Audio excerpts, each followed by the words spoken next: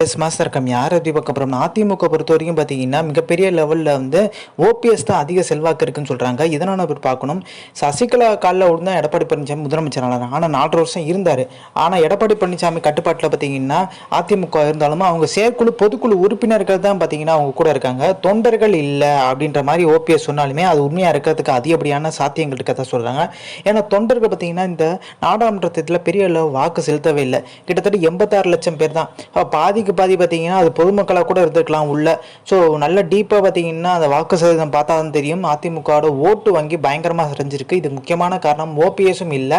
So சட்டமன்ற தேர்தல் தானே இந்த 10 வருஷம் அதிருப்தினால பார்த்தீங்கன்னா 2021 அந்த மாதிரி ஆயிருக்கலாம்னு சொல்லிட்டு நம்ம எண்ணிருக்கலாம்.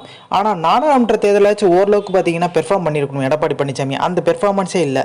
2019 பார்த்தீங்கன்னா நாடாளுமன்ற தேர்தலோட சட்டமன்ற தேர்தலும் வந்துச்சு. 21 இடங்கள் பார்த்தீங்கன்னா நடந்துச்சு. அதில் பார்த்தீங்கன்னா கொஞ்சம் ஓரளவுக்கு நல்லா பெட்டராகவே பெர்ஃபார்ம் பண்ணியிருந்தாங்க ஓபிஎஸோட இணைஞ்சு பயணிக்கும் போது எடப்பாடி பழனிசாமி. ஆனால் இந்த வாட்டி பார்த்தீங்கன்னா மிகப்பெரிய லெவலில் மோசமான நிலை பார்த்தீங்கன்னா அதிமுக தோல்வி. அப்போ எடப்பாடி பழனிசாமி தனித்து நின்றா பார்த்தீங்கன்னா பெரிய லெவலில் வந்து செல்வாக்கு இல்லை. ஓபிஎஸ் நின்றார்னா ஓரளவுக்கு பார்த்தீங்கன்னா பெர்ஃபார்ம் பண்ண முடியுதுன்னா ஓபிஎஸ் மேலே நம்பிக்கையாக கேட்டிங்கன்னா அம்மாவோட அடையாளம் காட்டப்பட்டார் ஓபிஎஸ். இந்த ஒரு விஷயத்துக்காண்டி தான் எல்லா தொண்டர்களும் பார்த்தீங்கன்னா அம்மாவை எப்படி வந்து பெரிய லெவலில் வச்சு பார்த்தீங்கன்னா அந்த போஸ்டிங்கில் பார்த்தாங்களோ அம்மாவே வந்து ஓபிஎஸை உட்கார வச்சு அளவு பார்த்தவங்க. அப்போ ஓபிஎஸ்க்கும் பார்த்தீங்கன்னா அதே செல்வாக்கு இருக்குன்றாங்க. அதனால தான் தொண்டர்கள் ஓபிஎஸ் பக்கம் சொல்கிறாங்க. ஸோ இந்த இன்ஃபர்மேஷன் முடிச்சா லைக் ஷேர் தேங்க்ஸ் ஃபார் வாட்சிங் திஸ்.